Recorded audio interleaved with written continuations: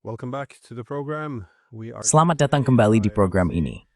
Hari ini kita ditemani oleh Ramzi Ezzeldin. Ramzi, seorang duta besar pensiunan, mantan asisten sekretaris jenderal Perserikatan Bangsa-Bangsa, dan wakil utusan khusus untuk Suriah. Beliau juga pernah menjabat sebagai wakil sekretaris jenderal senior di Kementerian Luar Negeri Mesir.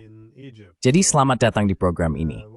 Saya harap saya menyebutkan bagian dari riwayat hidup Anda dengan tepat. Terima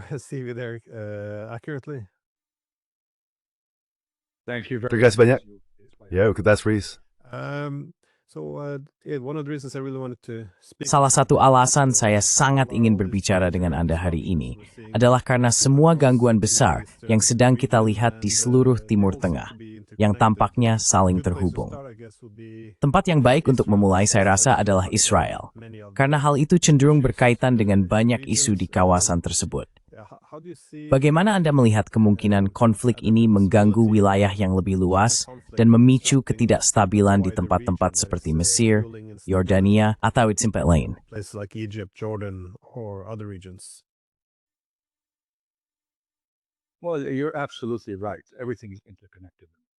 Ya, kamu benar sekali. Segalanya saling terhubung, selalu begitu, dan menurutku akan selalu begitu. Karena alasan historis memang begitulah keadaannya. Sekarang apa yang terjadi di Israel, atau lebih tepatnya, kebijakan Israel di kawasan, tentu saja sangat mengganggu. Sayangnya menurutku, Israel telah memutuskan untuk memaksakan visinya tentang keamanan regional kepada semua negara di wilayah tersebut. Itu dimulai dengan Gaza dan masih berlanjut di sana. Belum berhenti. Lalu berlanjut ke Lebanon, ke Suriah, dan ke Iran, dan berlawanan itu the booms. Mereka belum spesifik care visi Israel.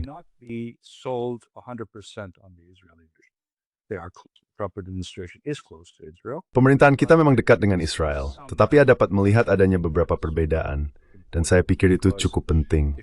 Karena jika Israel melanjutkan rencananya di kawasan tersebut, hal itu akan semakin mengacaukan wilayah itu, dan itu tidak akan menguntungkan keamanan Israel sendiri.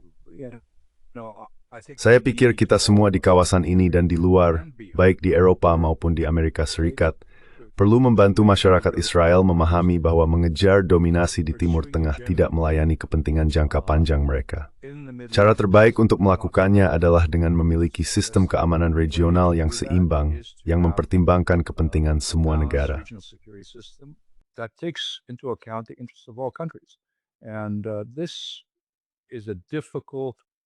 Dan ini adalah tugas yang sulit untuk diselesaikan. Maksud saya, semua orang di kawasan mengakui bahwa isu Palestina berada di inti ketidakstabilan. Sebelum tahun 2023, Israel berhasil meyakinkan banyak pihak, baik di dalam maupun di luar kawasan, bahwa isu Palestina bukanlah konflik terpenting di Timur Tengah, dan bahwa ada banyak masalah lain. Bahwa sebenarnya perdamaian dan stabilitas di Timur Tengah bisa dicapai tanpa menyelesaikan isu Palestina. Apabila peristiwa di Gaza harus dipelajari sebagai argumentik selamanya, dan lain selesai. And so we need to do something there. Now, but also Israel is Sekarang, Israel juga menjalankan kebijakan yang bersifat destabilisasi di Lebanon. Terlihat bahwa ada sebuah perjanjian yang mereka tolak untuk dihormati dengan berbagai dalih. Mereka kembali melakukan tindakan tertentu di dalam wilayah Suriah dan terus melakukannya, meskipun Suriah tidak menjadi ancaman bagi negara manapun di kawasan tersebut. Namun, Israel telah beberapa kali melakukan intervensi militer, terutama di bagian selatan. Dan hal itu sangat mengguncang stabilitas rezim yang baru saja berkuasa dan sedang berusaha menegakkan posisinya. Tindakan Israel, jelas dari perilakunya, tidak membantu sama sekali. Lalu kita beralih ke Iran. Kapabilitas militer Iran telah menurun, tetapi saya tidak melihat bahwa Israel telah mencapai salah satu dari tujuannya, baik di Iran, Suriah, Lebanon, maupun Gaza. Jika kita meninjau masing-masing kasus, akan terlihat bahwa mereka belum berhasil mencapai sasaran mereka. each one of them, and you will see that they have not accomplished their goals. Now, when it comes to my country, Egypt, Sekarang, and of course, ketika bicara tentang negara saya, Mesir, dan tentu saja sampai batas tertentu Yordania, saya tidak bisa berbicara atas nama Yordania, tetapi saya pikir mereka berada dalam situasi yang serupa. Kebijakan Israel di bawah pemerintahan saat ini adalah untuk memindahkan orang-orang Palestina. Maksa yang mereka katakan, saya pikir kebijakan itu telah berulang kali membuktikan bahwa mereka ingin memindahkan sebanyak mungkin orang Palestina dengan membuat hidup mereka tak tertahankan, baik di Gaza maupun di tepi barat. Dan setiap pemindahan orang Palestina berdampak pada keamanan nasional Mesir. Kami telah menyatakan dengan sangat jelas bahwa kami akan mendukung rakyat Palestina dalam tuntutan mereka untuk memiliki tanah air, untuk memiliki negara merdeka. Namun, berarti memposisi wilayah Mesir, berarti kami pada dasarnya menjadi tengen dari rencana Israel, yang ada dan bertujuan untuk memungkinkan berdirinya negara Palestina.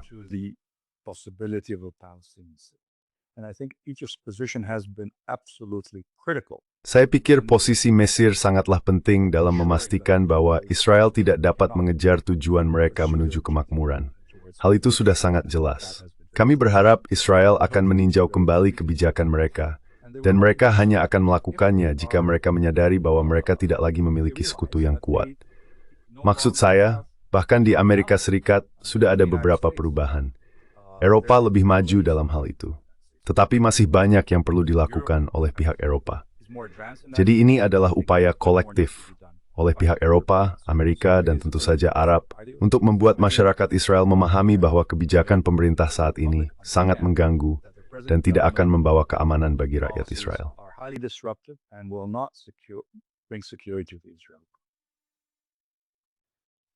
You mentioned the interventions. Anda menyebutkan intervensi oleh Israel di bagian selatan Suriah. Namun, bagaimana gambaran keseluruhan di Suriah? Seberapa stabil situasinya sekarang dengan pemerintahan baru di bawah Jolani sejak Assad digulingkan dari kekuasaan? Ya, Israel memang cukup mengganggu, tetapi ada juga banyak variabel lain yang berperan, yang membuat ketidakpastian tentang seberapa stabil Suriah akan menjadi di masa depan. How stable Syria will be into the future. You're absolutely right. The situation in Syria is highly. Kamu benar sekali. Situasi di Suriah sangat tidak stabil, tetapi tindakan Israel tidak membantu pemerintah dalam menstabilkan negara tersebut. Kamu berbicara tentang menetralkan seluruh wilayah selatan Suriah. Dan Suriah seperti negara manapun di dunia membutuhkan tentara yang berfungsi dan efisien, yang tidak mereka miliki, sebagian besar karena apa yang telah dilakukan oleh Israel. Mereka pada dasarnya menghancurkan semua aset militer yang dimiliki Suriah. Itu dia ignoration, and news nothing else raise using ray menol falling. Itu juga menstraight kaum Alawi dan Kurdi. Exploiting. There are problems with the Alawites, with the Kurds, but this is something. Namun, ini adalah sesuatu yang perlu diselesaikan seiring waktu. Pemerintah telah melakukan beberapa langkah, tetapi menurut saya belum cukup. Pemerintah perlu berbuat lebih banyak. Dan saya pikir akhirnya pemerintah mulai memahami bahwa memang perlu berbuat lebih banyak. Jadi kita harus memberinya manfaat dari keraguan, tetapi kita juga harus terus mendorongnya untuk mengambil keputusan yang tepat, menjadi masyarakat yang inklusif, sebuah rezim yang mencakup semua orang. Anda tidak bisa mengharapkan hal itu terjadi dalam waktu singkat. Kita berbicara tentang kira-kira 1 tahun, sekitar 11 bulan sejak pemerintahan saat ini berkuasa. Dan sebelum itu, ada rezim yang berkuasa selama 50 tahun, dengan segala kesulitan dan permasalahannya.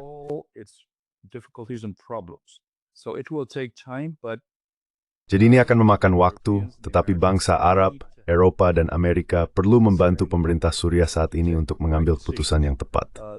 Alternatifnya sayangnya jauh lebih buruk, dalam arti bahwa jika terjadi keruntuhan di Suriah, akan ada destabilisasi di seluruh kawasan, dan hal itu harus dihindari.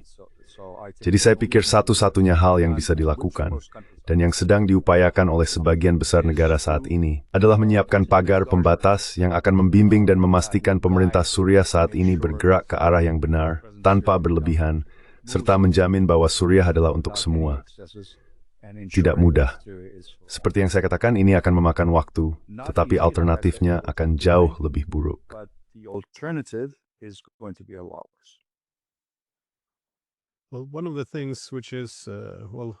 Nah, salah satu hal yang sedang muncul di Suriah meskipun bukan hal yang unik bagi Suriah, adalah meningkatnya semua aktor non-negara yang cenderung bekerja sama juga dengan aktor negara. Sekali lagi, ini bukan fenomena baru, tetapi tampaknya semakin sering terjadi.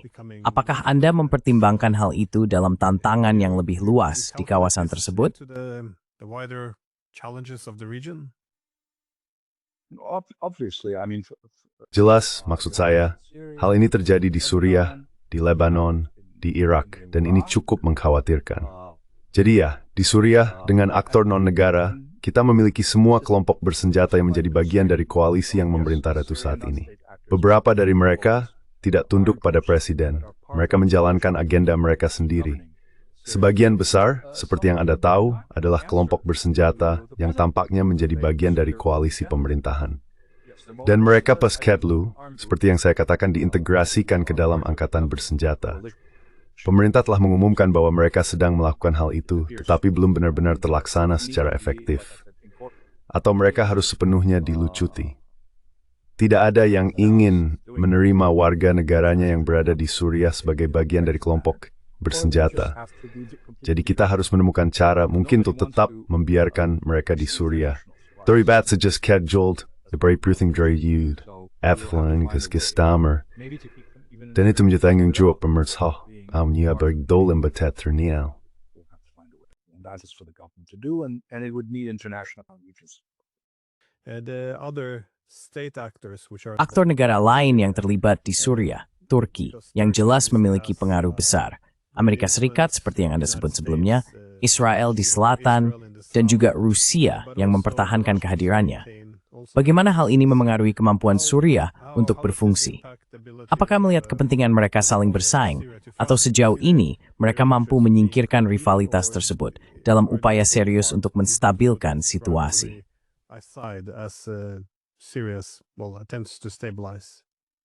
Well, I mean, when it comes to Syria, I think the United Ya, States. maksud saya, ketika berbicara tentang Suriah, saya pikir Amerika Serikat dan Israel memiliki kepentingan yang sama. Rusia, seperti yang Anda tahu, memang memiliki banyak pengaruh, tetapi saya tidak berpikir pengaruh itu masih sebesar dulu. Saya baru saja menulis sebuah artikel yang menggambarkan penarikan pragmatis Rusia dari Timur Tengah. Ini bukan hanya tentang Suriah. Suriah adalah tempat di mana mereka paling menderita, tetapi juga dalam isu Palestina, Iran, dan Lebanon. Rusia memiliki prioritasnya sendiri yang menjauh dari Timur Tengah. Jadi saya tidak berpikir mereka berada dalam posisi untuk memengaruhi keadaan pada tahap ini. Kepentingan utama Rusia sekarang adalah mempertahankan dua pangkalan militernya. Dan sejauh ini tampaknya mereka masih memiliki sedikit kendali atas pengaturan baru yang akan dibentuk. What new arrangements will be worked out? I think things will transpire in time. But Saya pikir segala sesuatunya akan berkembang seiring waktu. Tetapi saya cukup yakin bahwa Rusia akan mampu mempertahankan semacam kehadiran militer di wilayah pesisir. Sekarang, Amerika dan Israel memiliki satu kesamaan, yaitu keamanan Israel. Dan sejauh yang menyangkut pihak Israel, hal itu berarti menetralkan dalam arti militer seluruh bagian selatan Suriah. Saya tidak melihat Amerika keberatan dengan hal itu, meskipun saya pikir hal tersebut akan merusak stabilitas di Suriah. Menurut pandangan saya, Turki memiliki kepentingan yang sah di bagian utara Suriah karena memiliki perbatasan sepanjang 900 km. Jadi memang ada kepentingan yang sah di sana. Tetapi tidak sampai pada tingkat di mana Turki dapat melakukan intervensi sesuka hati, baik secara militer maupun dengan cara lain. Saat ini, saya pikir Turki has before rough ebling and authorities before small. Naperthinyu that I can before so put up as betornesti summer. As a proper government. It does have a problem with Kurds. Memang ada masalah dengan kaum Kurdi. Seperti yang Anda ketahui, ada negosiasi antara pemerintah dan kaum Kurdi. Jadi mereka inilah para pemain utama saat ini di dalam Suriah. Tentu saja Iran dulu memiliki pengaruh yang cukup besar. Saya tidak berpikir mereka masih memilikinya pada tahap ini. Dan saya juga tidak berpikir mereka akan memiliki pengaruh dalam waktu dekat. Ada agenda yang saling bersaing. Turki dan Israel, menurut saya, saling mengikuti kebijakan satu sama lain dengan sangat hati-hati. Karena bisa saja, meskipun saya rasa keduanya tidak menginginkannya, tetapi hal itu bisa terjadi. Terjadi semacam konfrontasi militer di dalam Suriah. Ini bukan kepentingan kedua negara, dan tentu saja bukan kepentingan Suriah, tetapi kemungkinan itu tetap ada. Negara-negara Arab memiliki kepentingan terhadap Suriah yang stabil dan kuat, tetapi mereka harus bersaing dengan negara-negara lain. But they have to compete with the others. They have chosen, particularly the Gulf countries. Mereka telah memilih, terutama negara-negara Teluk, untuk membiayai pembangunan Suriah.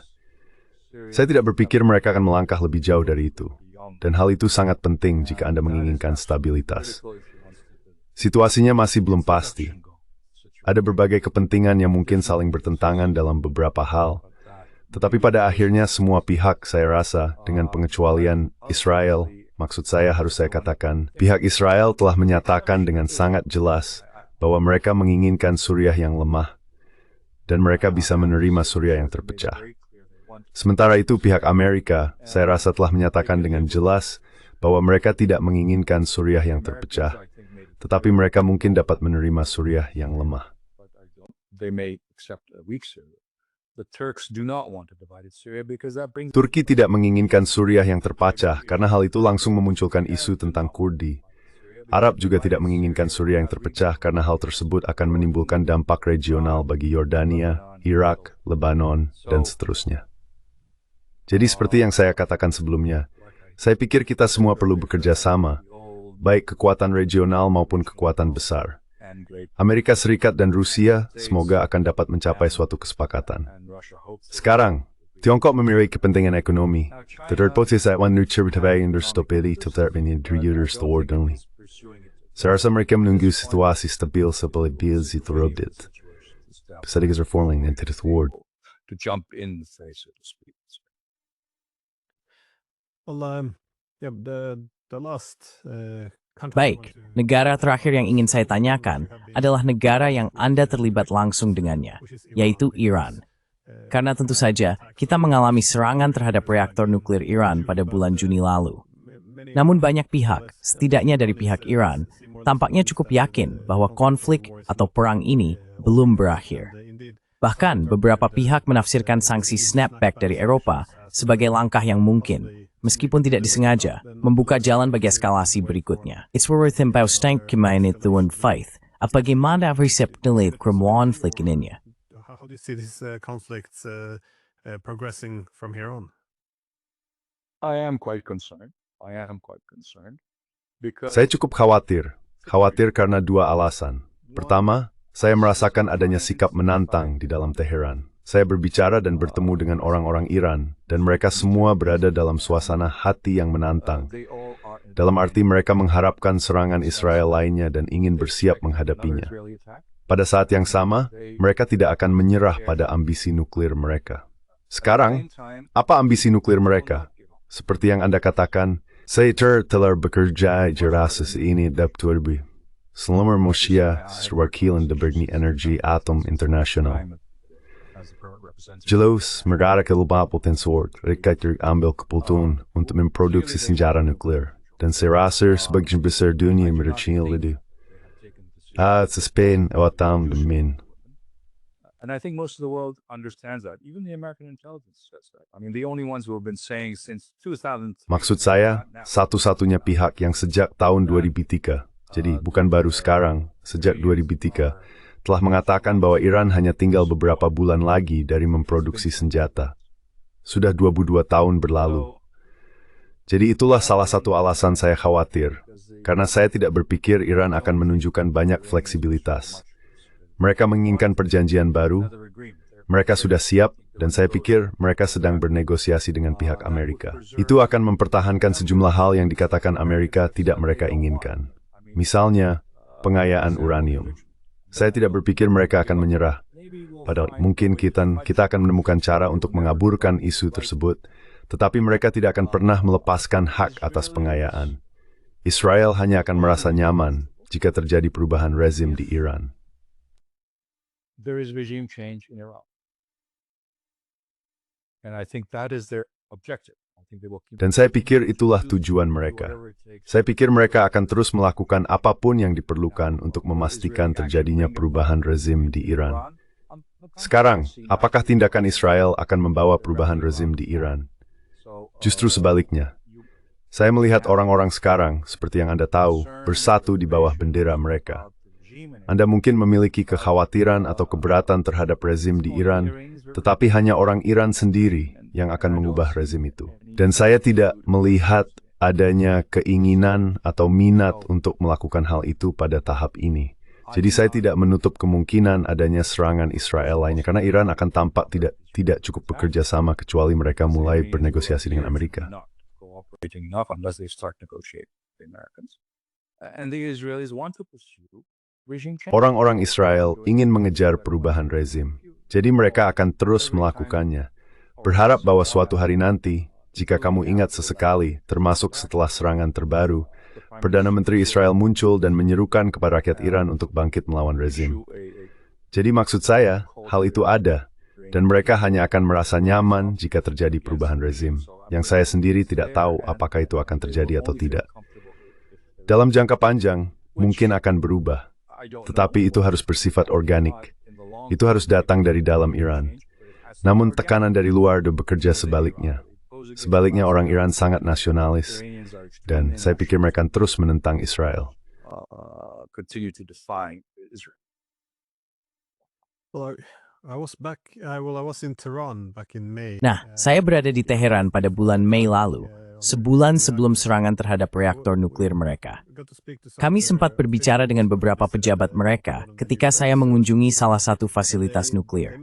Mereka menekankan bahwa kekhawatiran utama mereka adalah bahwa mereka selalu bersedia bersikap transparan untuk menunjukkan bahwa mereka tidak sedang mengembangkan senjata nuklir. Namun, pihak Amerika, khususnya, selalu mencoba memasukkan banyak isu geopolitik yang mereka anggap setara dengan penyerahan diri, pembatasan terhadap rudal balistik mereka, terhadap kemitraan luar negeri mereka.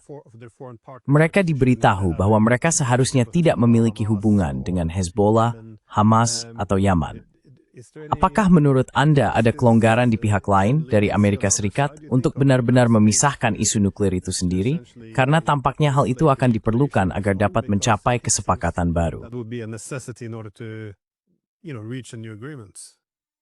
Well, at this stage it doesn't appear to be the case, but Nah, pada tahap ini, sepertinya bukan begitu keadaannya.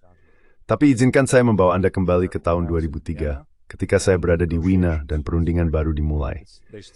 Mereka dimulai dengan pihak Eropa, Rusia, dan Tiongkok.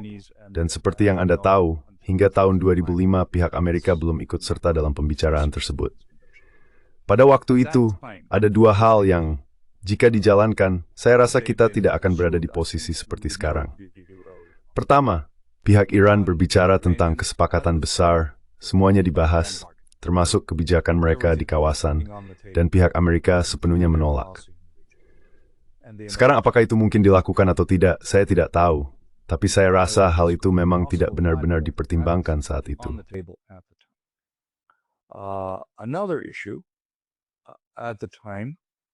Isu lain pada saat itu adalah sebuah usulan dari Direktur Jenderal IAEA saat itu, Dr. El-Baradei.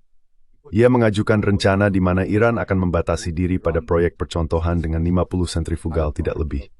Pihak Iran menyatakan kesediaannya terhadap hal itu, tetapi usulan tersebut ditolak oleh pihak lain. Dapatkah Anda bayangkan jika hal itu diterima saat itu, di mana posisi kita sekarang? Kini Iran memiliki ribuan sentrifugal generasi baru. Jadi tampaknya pihak Amerika bersikeras pada dua hal. Pertama, tidak ada pengayaan, yang menurut pandangan saya tidak akan diterima oleh Iran. Mereka memiliki hak, mereka adalah anggota NPT. Mereka memiliki hak untuk melakukan pengayaan selama berada di bawah pengawasan IAEA. Mereka telah menerima hal itu, dan menurut saya, itu sudah cukup.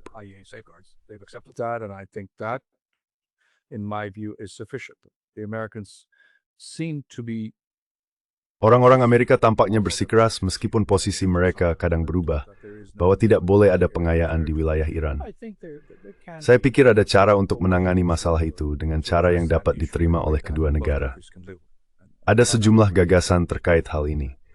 Masalah rudal balistik menjadi semakin penting bagi pihak Iran, terutama setelah apa yang terjadi musim panas lalu. Itu satu-satunya cara mereka bisa membalas. Dan jika mereka kehilangan kemampuan itu, maka sama sekali tidak ada cara bagi mereka untuk membalas terhadap Israel. Jadi, saya tidak yakin mereka akan bersedia berkompromi di situ, kecuali mereka menerima jaminan yang sangat kuat, dan mungkin bahkan lebih jauh lagi, bahwa hal itu tidak akan terjadi. Sekarang, saya tidak yakin apakah Amerika Serikat berada dalam posisi untuk melakukan itu. My last question though is, Pertanyaan terakhir saya adalah, bagaimana Anda melihat kemungkinan rekonsiliasi yang lebih besar antara Iran dan negara-negara Teluk? Karena ketegangan ini tentu saja menjadi faktor utama dari banyak masalah di kawasan, dan seringkali dimanfaatkan juga oleh pihak ketiga. exploited as well by third parties. Well, you see, I mean, if you look at the trajectory of Nah begini, Iranian Gulf jika Anda melihat arah hubungan Iran Teluk, sebenarnya bukan hanya dengan negara-negara Teluk, tetapi juga dengan Mesir, selama 2 atau 3 tahun terakhir, saya pikir perkembangannya positif, dan saya rasa itu akan terus bergerak ke arah tersebut.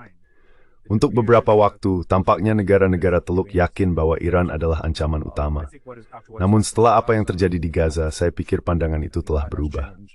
Israel kini semakin dipandang sebagai ancaman utama.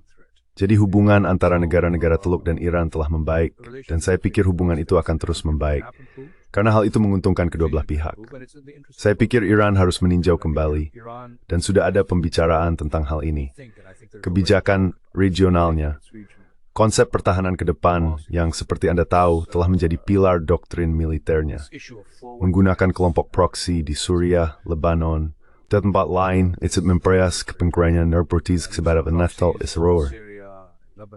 Jelas, strategi itu tergrind. deterrence against Israel, it clearly has failed. And it's in Iran's Dan interest to have saya pikir adalah kepentingan Iran untuk memiliki hubungan baik dengan semua tetangga Arabnya dan bekerja sama dalam membangun sistem keamanan regional yang mempertimbangkan kepentingan semua negara, tentu saja Iran, negara-negara Arab, dan Turki. Dan saya selalu mengatakan bahwa pada akhirnya Israel juga bisa menjadi bagian dari itu. Ketika negara tersebut membalikkan kebijakannya, ketika Israel tidak lagi berusaha memaksakan visinya sendiri tentang keamanan regional dan bertindak sebagai hegemon, saya pikir hal itu akan mungkin terjadi di masa depan, asalkan Israel benar-benar mengubah kebijakannya. Jadi ya, saya pikir hubungan antara Iran dan negara-negara Arab secara umum akan terus membaik, karena hal itu memang menjadi kepentingan kedua belah pihak. it's in the interest of both to do that. Well, thank you for taking Baik, the time. terima kasih sudah meluangkan waktu.